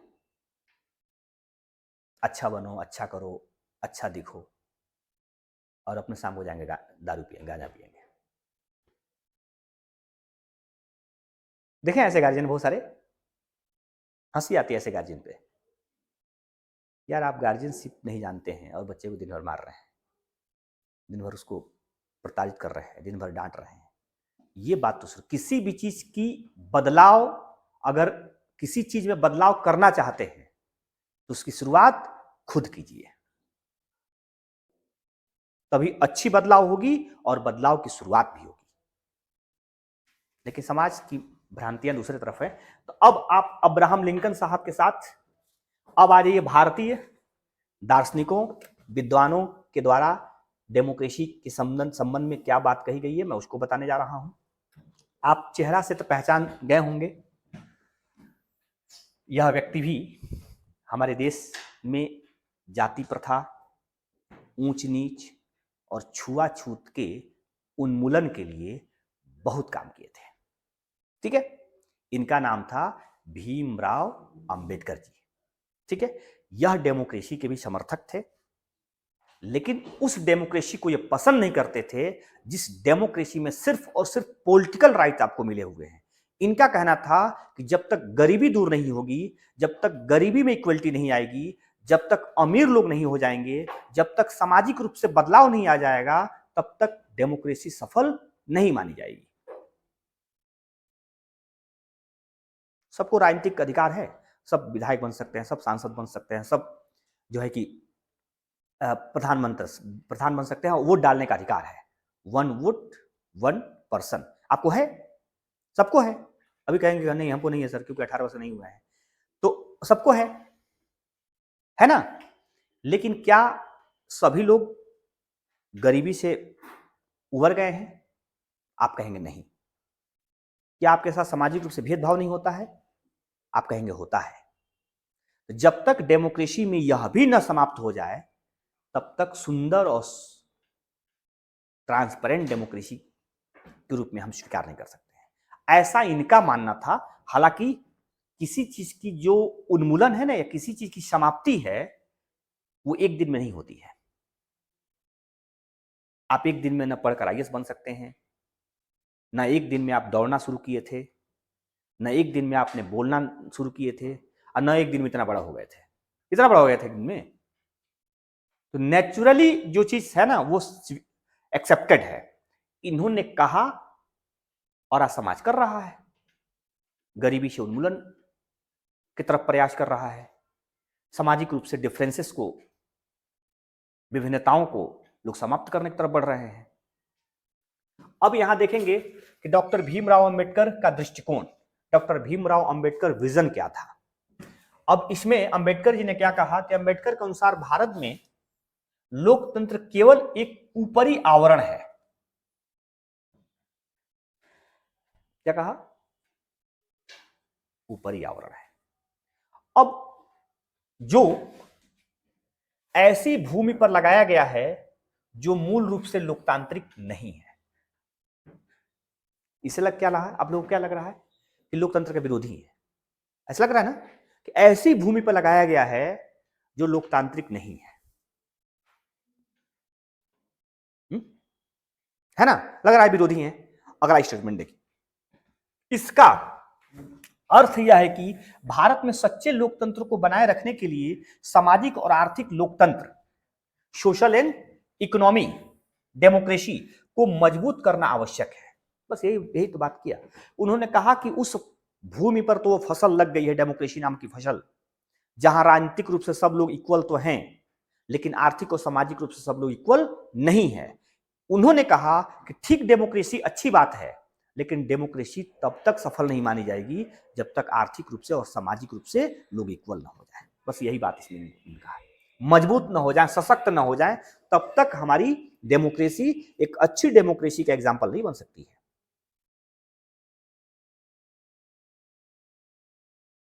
तो अंबेडकर की बात, उन्होंने कहा कि एक ऐसी भूमि पर यह डेमोक्रेसी लगाई गई है जिस भूमि पर लगनी ही नहीं चाहिए, लेकिन खैर अगर लग भी गई है तो केवल राजनीतिक पॉलिटिकल राइट्स हमें नहीं चाहिए, हमें इकोनॉमिकल और सोशल राइट भी चाहिए।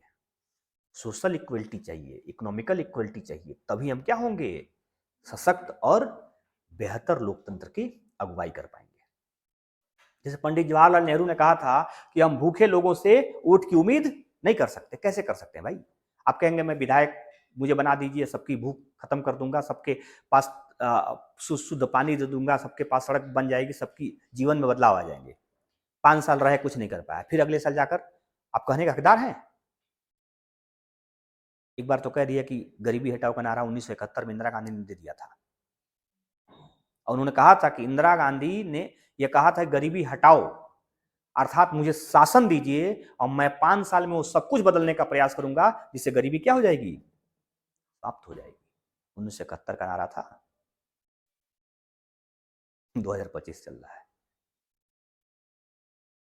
50 वर्ष धीरे धीरे से ऊपर हो गए। गरीबी हटी, गरीबी घटी। यस, नहीं पॉसिबल है, बहुत सही बात कह रहे हैं। इकोनॉमिकल इक्वलिटी तो पॉसिबल नहीं है, लेकिन गरीबी का समापन पॉसिबल है। सबको हम अरबपति नहीं बना सकते हैं, लेकिन लाखपति बना सकते हैं।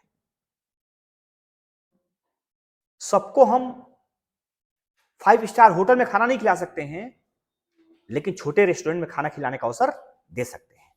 इसे इक्वलिटी कहते हैं। बहुत अच्छा इन्होंने क्वेश्चन पूछा कि क्या सबको आर्थिक रूप से बराबर बनाया जा सकता है? बिल्कुल नहीं। अननेचुरली वर्क कुछ नहीं कर सकते हैं। न आर्थिक रूप से बराबर बना सकते हैं, न शारीरिक रूप से बराबर बना सकते हैं, और न समझदारी रूप से बराबर बना सकते हैं, क्योंकि ईश्वर ने बराबर बनाया ही नहीं है। अननेचुरली हो जाएगी। लेकिन हम बुद्धिमान बना सकते हैं। बराबर नहीं बना सकते, लेकिन बुद्धिमान बना सकते हैं। हम गरीबी से मुक्त कर सकते हैं। हम सबको बराबर हेल्थ के रूप में नहीं बना सकते हैं, लेकिन सबकी हेल्थ ठीक कर सकते हैं। इस मिशन पे काम होता है। तो अंबेडकर की बात को आप लोगों ने समझ लिया कि अंबेडकर मुख्य रूप से क्या कहना चाहते हैं। जो लोकतंत्र है उसकी ऊपरी आवरण सिर्फ दिखाई देती है, क्योंकि ऐसी भूमि पर लोकतंत्र लगाई गई है जिस भूमि पर नहीं लगनी चाहिए थी। खैर, राजनीतिक अधिकार हमें प्राप्त हो गया लोकतंत्र के अंतर्गत, लेकिन डेमोक्रेसी तब तक सफल नहीं मानी जाएगी जब तक इकोनॉमिकल और सोशलिज्म के तौर पर हमें बराबरी का अधिकार नहीं मिल जाएगा। मूल रूप से अंबेडकर की बात यही कही गई है। अंबेडकर अपने आप में भारत के लिए बहुत बड़े सोशल चेंजिंग के अगुआ माने जाते हैं, और इन्होंने बहुत सारे बदलाव किए थे। इनके इतिहास में न जाकर हम अगला व्यक्ति को देखते हैं, मोहनदास करमचंद गांधी, जिसके शरीर पर कोई कपड़ा नहीं दिखता है, जिसका शरीर स्वस्थ भी नहीं दिखता है, जिसने कभी पद नहीं लिया, वह व्यक्ति दुनिया के कितने सारे लोगों को पद दे देता है। इसकी सरलता, इसकी सहजता दुनिया को कितने लोगों को ताकतवर बना देती है, इसका तो कोई जवाब नहीं है। ये दुबला पतला व्यक्ति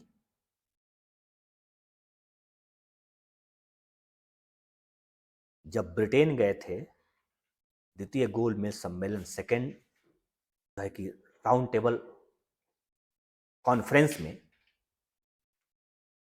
तब ब्रिटेन के प्रधानमंत्री ने कहा कि महात्मा गांधी जी, अरे आप राजा से मिलने आए हैं, थोड़ा सा सूट बूट में आए होते तो अच्छा होता। इस कपड़े से उम्मीद नहीं थी। तो उन्होंने उस समय कहा था, जब आप हमारे देश के पूरी संसाधनों को हड़प लिए हैं तो मुझे कपड़ा पहनने के लिए कहां से मिलेगा। कितनी ताकतवर शब्दावली थी, जुबान पर तलवार थी। उस अंग्रेजों को जवाब दे रहे थे जो दुनिया के सबसे ताकतवर लोग कहे जाते थे। और ये फकीर ने जब बर्किंघम पैलेस जा रहे थे तो एक तरफ राजा प्रधानमंत्री और एक तरफ ये फकीर जो अर्धनग्न कपड़ा और अर्धनग्न शरीर के साथ चढ़ रहा था, कदम से कदम मिलाकर। ये दुनिया के लिए उस समय का सबसे बड़ा आश्चर्य था। जो राजा के अगल बगल में कोई भटकता नहीं ऐसा दृश्य रखने वाला, वो राजा के साथ कदम से कदम मिलाकर चल रहा था पैलेस की सीढ़ियों पर। और दुनिया के लोग जो फोटो लिए थे, उस समय वो फोटो इतना वायरल हुआ था कि फोटो ऑफ द ईयर बन गया था। 1931 की बात है। इनकी कहानी तो कई दिन लग जाएंगे पूरी होने में, लेकिन आप इस व्यक्ति को देख लीजिए। यह व्यक्ति कहना क्या चाहते हैं लोकतंत्र के परिप्रेक्ष्य में। पहले तो महात्मा गांधी का दृष्टिकोण, गांधी का विजन क्या था लोकतंत्र को लेकर, आप समझने का प्रयास कीजिए। इसमें थोड़ा सा मैं समय लूंगा। इसका विचार अहिंसा, सत्य और स्वशासन, स्वराज के सिद्धांत पर आधारित था। किस पर आधारित था? अहिंसा पर आधारित था, सत्य पर आधारित था। ओके, अब देखेंगे कि सत्य, अहिंसा, सत्य और स्वशासन। स्वशासन का मतलब पता है आप लोगों का? स्वशासन का मतलब खुद का शासन होता है। जब आप शासन करते हैं, जब आपको शासन करने की फीलिंग होती है, तब आप क्या कहलाते हैं? स्वशासन कहलाते हैं। स्वशासन के सिद्धांतों पर आधारित है, जिसमें उनके आदर्श ग्राम, ये महात्मा गांधी का बहुत अच्छा शब्द थे, क्वेश्चन पूछा जाता है कि महात्मा गांधी का आदर्श ग्राम क्या था। आदर्श ग्राम आधारित विकेंद्रीकरण, विकेंद्रीकरण मतलब डिसेंट्रलाइज का मतलब क्या होता है? शासन एक जगह ना हो, कई जगह बटा हुआ हो। डिसेंट्रलाइजेशन और राज्य विहीन, यस शब्द को देखिए, राज्य विहीन। महात्मा गांधी जी राज्य की कल्पना नहीं चाहते थे। महात्मा गांधी राज्य की स्थापना नहीं होना चाहते थे। राज्य को डिस्ट्रॉयड करके सिर्फ और सिर्फ शासन किया जाए लोगों पर, और जनता और शासक के बीच में सीधा कॉन्ट्रैक्ट हो, कोई राज्य न हो। इसीलिए महात्मा गांधी के बारे में बताया जाता है कि महात्मा गांधी एक अराजकतावादी थे। इसकी व्याख्या करिए, यूपीएससी में क्वेश्चन पूछा गया था, क्योंकि महात्मा गांधी राज्य का समर्थक नहीं करते थे। इसमें लिखे भी हुए हैं कि राज्य विहीन लोकतंत्र था। महात्मा गांधी का अहिंसा, सत्य और स्वशासन पर आधारित ग्राम, आदर्श ग्राम आधारित विकेंद्रीकरण राज्य विहीन लोकतंत्र था। महात्मा गांधी का लोकतंत्र कैसा था? अहिंसा पर आधारित था, सत्य पर आधारित था, स्वशासन पर आधारित था, तथा स्वशासन के साथ जो आदर्श ग्राम आधारित राज्य विहीन लोकतंत्र था, जिसमें राज्य नहीं होगा। इसलिए महात्मा गांधी को क्या कहा जाता है? अराजकतावादी कहा जाता है। अराजकतावादियों का मूल मंत्र क्या है? राज्य को समाप्त करो। राज्य के विरोध में अराजकतावादी लोग अपना आंदोलन चलाते हैं। उसी महात्मा गांधी को इसीलिए अराजकतावादी कहा गया, क्योंकि इन्होंने भी राज्य का विरोध किया था। राज्य विहीन लोकतंत्र हो। यहां नैतिकता राजनीति से पहले आती थी। राजनीति पहले कि नैतिकता पहले? नैतिकता पहले। नैतिकता राजनीति से पहले आती थी। नागरिकों की आवाज मायने रखती थी। जनता बोलेगी वो महत्वपूर्ण है, जनता विचार करेगी वह महत्वपूर्ण है, जनता जो कहेगी वह महत्वपूर्ण है। अर्थात नागरिकों का की आवाज मायने रखती है, तथा लोकतंत्र में हर व्यक्ति को स्वयं का स्वामी महसूस होना चाहिए था। लोकतंत्र में जब तक जनता अपने को स्वामी न महसूस करे, तब तक एक्चुअल लोकतंत्र की कल्पना नहीं की जा सकती। आपको पता हो कि मैं जब विधायक चुना हूं, तो घमंड आपके अंदर इस बात को लेकर हो कि अच्छा कहे थे काम करने के लिए, नहीं कर रहे हो ना, आओ इस बार 5 साल में तुमको दिखाता हूं। मतलब उसको महसूस होता है कि मैं क्या हूं, मालिक हूं, अब 5 साल में तुमको ठिकाना लगा दूंगा। तभी नहीं कहता है, इसी सच्चाई पर कहता है। तो मालिकाना हक फील हो रहा है कि नहीं हो रहा है? क्यों?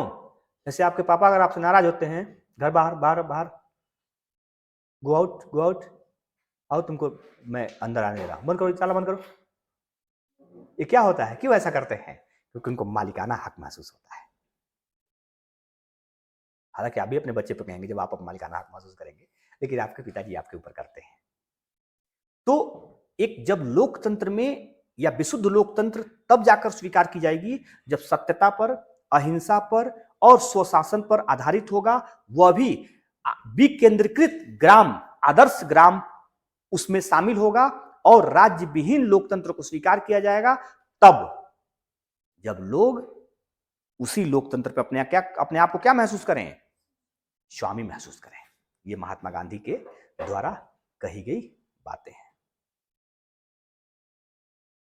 कितना सुंदर महात्मा गांधी ने व्याख्या दिया है। ये अगर लागू हो जाए, जानते हैं क्या हो जाएगा? क्या हो जाएगा? बोलो जी। साधना। महात्मा गांधी वो साधना किए थे, बोलो क्या हो जाएगा? राम राज्य की स्थापना हो जाएगी। महात्मा गांधी ने कहा था कि गांव में सशक्त लोकतंत्र को पहुंचाकर आप राम राज्य की स्थापना कर सकते हैं। उसी को आदर्श ग्राम वो कहते हैं। जिस गांव में व्यक्ति भूखा ना हो, जिस गांव में संसाधनों की कमी ना हो, जिस गांव में व्यक्ति सशक्त महसूस करे, जिस गांव में भेदभाव ना हो, जिस गांव में ऊंच नीच ना हो, जो गांव के लोग अपने आप को स्वामी महसूस करें, वही तो है आदर्श ग्राम। तो महात्मा गांधी की व्याख्या को आपने देख लिया, एक और व्याख्या देख लीजिए। यह व्यक्ति इंटेलिजेंट, और इस व्यक्ति को पहचान से आप नहीं जान सकते हैं कौन है। इनका नाम है अमृत सेन। You know Amrit Sen? क्या जी रिया? Amresh Singh is the economics of India. ये इकोनॉमिक्स एक बहुत बड़े इकोनॉमिस्ट थे, अर्थशास्त्री थे। अब कहेंगे अर्थशास्त्र को सीधे आप पॉलिटी में लेकर चले आए, तो पॉलिटी में इसलिए लाना पड़ा क्योंकि इन्होंने एक स्टेटमेंट दिया है। हालांकि आपको पता है अमरेश सेन साहब को नोबेल प्राइज मिला है, दुनिया का सबसे बड़ा पुरस्कार नोबेल प्राइज 1998 में, 1998 में कल्याणकारी योजनाओं के लिए इन्हें नोबेल प्राइज दिया गया था और भारत के पहले अर्थशास्त्री हैं जिन्हें नोबेल प्राइज दिया गया है 1998। कल्याणकारी योजनाओं के लिए। समझ में आ रहा है?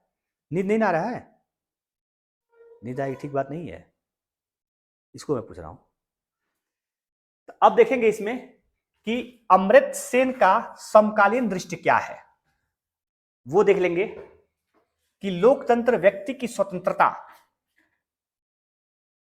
इंडिविजुअल फ्रीडम, शब्दों को इनका भी समझिए, थोड़ा सा इकोनॉमिकल शब्द आपको देखने को मिलेंगे। व्यक्ति की स्वतंत्रता और अभिव्यक्ति की आजादी, व्यक्ति की स्वतंत्रता और अभिव्यक्ति की आजादी को बढ़ाता है, फ्रीडम ऑफ एक्सप्रेशन को बढ़ाता है, जो अब असली मेन शब्द इनका क्या है, जो विकास और नैतिक मूल्य दोनों के लिए आवश्यक है। आवश्यक क्या है आप समझ नहीं पा रहे हैं? आवश्यक क्या है? स्वतंत्रता है और अभिव्यक्ति है। क्या आवश्यक है? स्वतंत्रता और अभिव्यक्ति किसके लिए? नैतिक मूल्यों के विकास के लिए। विकास और नैतिक मूल्य दोनों के लिए आवश्यक क्या है? स्वतंत्रता है। एक व्यक्ति तभी विकास कर सकता है जब उसके पास क्या हो? स्वतंत्रता हो। स्वतंत्रता किस बात की हो? पढ़ने की स्वतंत्रता हो, अवसर पाने की स्वतंत्रता हो, व्यवसाय व्यापार करने की स्वतंत्रता हो, कुछ बनाने और उसका निर्माण करने की स्वतंत्रता हो, तभी तो वो आर्थिक रूप से संपन्न हो पाएगा। तो यहां पे आप देख सकते हैं कि विकास और नैतिक मूल्य कैसे स्थापित होंगे? जब अभिव्यक्ति की आजादी हो। नैतिक मूल्य तभी स्थापित हो सकते हैं जब लोगों के पास अपनी बात कहने, दूसरे की बात सुनने और सबकी बात समझने का अवसर मिलेगा, तभी नैतिक मूल्य स्थापित हो सकते हैं। अपनी बात कहने, दूसरे की बात सुनने और सबकी बात समझने की जब अवसर आपको मिलेंगे, तभी आप नैतिक मूल्यों की स्थापना भी कर सकते हैं। तो इस तरह से अमरेश सेन ने दो बातों का समर्थन किया, एक स्वतंत्रता का समर्थन किया, एक अभिव्यक्ति की आजादी की उन्होंने समर्थन किया। और इसके संदर्भ में उन्होंने कहा कि विकास और नैतिक मूल्य तभी हो सकते हैं जब लोगों को ये दोनों बातें मिली हुई हो, लोग इन दोनों बातों को लेकर आजाद हो, स्वतंत्र हो। ठीक है, थोड़ा सा आ जाइए अब भारत के कॉन्स्टिट्यूशन का प्रियम्बल आपके सामने कॉन्स्टिट्यूशन दिख रहा है। कॉन्स्टिट्यूशनल ऑफ द इंडिया का एक प्रति जो मूल डिजाइन में है वो दिखाई दे रही है। कह क्या रहा है ये देख लीजिए कि भारतीय संवैधानिक दृष्टिकोण क्या है, इंडियन कॉन्स्टिट्यूशनल व्यूज क्या है आपके लोकतंत्र को लेकर, डेमोक्रेसी को लेकर। यह पूरा संविधान न पढ़कर सिर्फ आप संविधान का प्रियम्बल और उसके शब्दावली को जान लेंगे तो आप स्पष्ट कर लेंगे कि भारत का संविधान किस प्रकार का संविधान है, और अगर लोकतांत्रिक संविधान है तो किस प्रकार का लोकतंत्र भारत में स्थापित है। लोकतंत्र भी दो प्रकार के होते हैं, प्रत्यक्ष लोकतंत्र और अप्रत्यक्ष लोकतंत्र। लोकतंत्र में जो शासन होता है वो भी दो प्रकार का होता है, पार्लियामेंट्री और प्रेसिडेंशियली।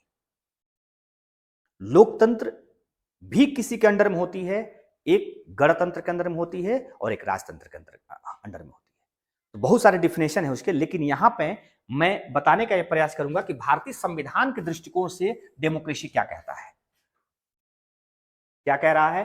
भारतीय संवैधानिक दृष्टिकोण समझने के लिए भारतीय संविधान की प्रस्तावना प्रियम्बल भारत को घोषित करती है कि एक संपूर्ण प्रभुत्व संपन्न, पूरा प्रभुत्व हो, जनता के पास क्या हो, पूरा प्रभुत्व हो और जनता प्रभुत्व से संपन्न रहे। वी द पीपुल का मतलब ये होता है कि हम भारत के लोग पूरी तरह से संप्रभु हैं और पूरी तरह से अधिकृत हैं। समाजवादी, हमारा समाजवाद कैसा समाजवाद है ये तो मैं बाद में बताऊंगा, अभी फिलहाल जान लीजिए कि लोकतांत्रिक समाजवाद है, साम्यवादी समाजवाद नहीं है, लोकतांत्रिक समाजवाद है। मतलब मिक्स्ड इकोनॉमिक जो पढ़ते हैं आप ना, उसी मिक्स्ड इकोनॉमिक पर आधारित हमारा लोकतांत्रिक समाजवाद है, जिसको मैं बाद में बताऊंगा। पंथ निरपेक्ष, पंथ निरपेक्षता मतलब 1976 में भारत के संविधान की प्रस्तावना में उल्लेखित पंथ निरपेक्षता का अर्थ क्या होता है कि भारत के लोगों के लिए धर्म है, भारत के लोग जिस भी धर्म को अपनाना चाहें अपना सकते हैं, त्यागना चाहें त्याग सकते हैं, किसी धर्म की पूजा पद्धति को स्वीकार कर सकते हैं, ये तो है। लेकिन भारत की सरकार के लिए कोई धर्म नहीं है, अर्थात भारत की सरकार पूरी तरह से क्या है, पंथ निरपेक्षता में है। उसके लिए ना कोई पंथ है ना कोई धर्म है, सिर्फ उसके लिए शासन है और पब्लिक का कल्याण है। तो पंथ निरपेक्षता, भारतीय संप्रभुता में, भारतीय प्रस्तावना में लोकतांत्रिक गणराज्य। क्या ब्रिटेन लोकतांत्रिक गणराज्य है? लोकतांत्रिक तो है लेकिन गणराज्य नहीं है। हम लोकतांत्रिक गणराज्य होंगे, मतलब हमारे पास जो लोकतंत्र रहेगी वह वंशानुगत नहीं रहेगी। हमारे लोकतंत्र में संपूर्ण अधिकार जनता के पास है, जनता यह तय करेगी कि कौन देश का शासक होगा, कौन देश का प्रशासन चलाएगा। इसलिए गणतांत्रिक लोकतंत्र है क्या हमारे देश में। गणतंत्र का मतलब क्या होता है जी, जहां देश की सर्वोच्च पद लोगों के द्वारा निर्वाचित होती है उसे गणतंत्र कहते हैं। तो हम लोकतांत्रिक गणतंत्र है, ये ब्रिटेन में नहीं है। ब्रिटेन में लोकतंत्र तो है लेकिन ब्रिटेन में गणतंत्र नहीं, लोकतांत्रिक राजतंत्र है वहां, हम लोकतांत्रिक गणतंत्र है।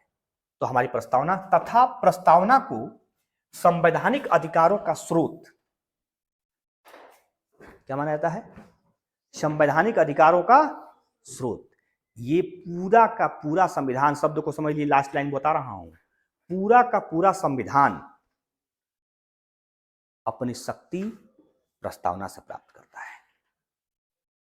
एक छोटा सा प्रस्तावना एक बड़ी सी संविधान के लिए स्रोत बनी हुई है। यही बात अंतिम रूप से कह रहा है संवैधानिक अधिकारों का स्रोत। संविधान जब अपने अधिकार प्राप्त करता है तो किससे प्राप्त करता है, प्रस्तावना से प्राप्त करता है। स्रोत तथा संविधान की आत्मा, सोल ऑफ द कॉन्स्टिट्यूशन के रूप में परिभाषित किया जाता है। संविधान की आत्मा किसे कहते हैं हम, संविधान की जन्म कुंडली किसे कहते हैं, संविधान की कुंजी किसे कहते हैं, संविधान की जीवन पत्री किसे कहते हैं, संविधान का सब कुछ किसे कहते हैं, प्रस्तावना को। यह है प्रस्तावना, और ऐसा है प्रस्तावना की ताकत जो खुद संविधान के लिए स्रोत बनता है।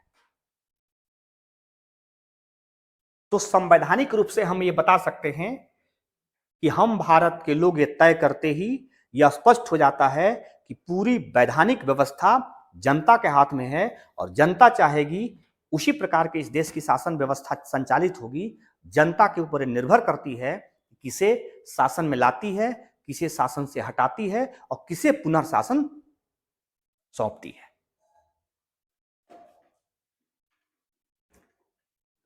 अब जो है कि यहां पे लोकतंत्र के प्रमुख तत्व, अब इसको मैं चाह रहा हूं कि कल से आपको बढ़ाऊं। लोकतंत्र के प्रमुख तत्व, हालांकि बहुत आसान है, इतना कुछ जान गए हैं कि लोकतंत्र के प्रमुख तत्वों को पढ़ने में आप बड़ा आसान फील करेंगे। हालांकि इसकी शुरुआत कल की जाएगी। मैं उम्मीद कर रहा था कि आप लोग और लंबे समय तक पढ़ेंगे, लेकिन यह है कि हिस्ट्री वाली सर की क्लास चलनी है और कल मेरी क्लास पुनः चलेगी।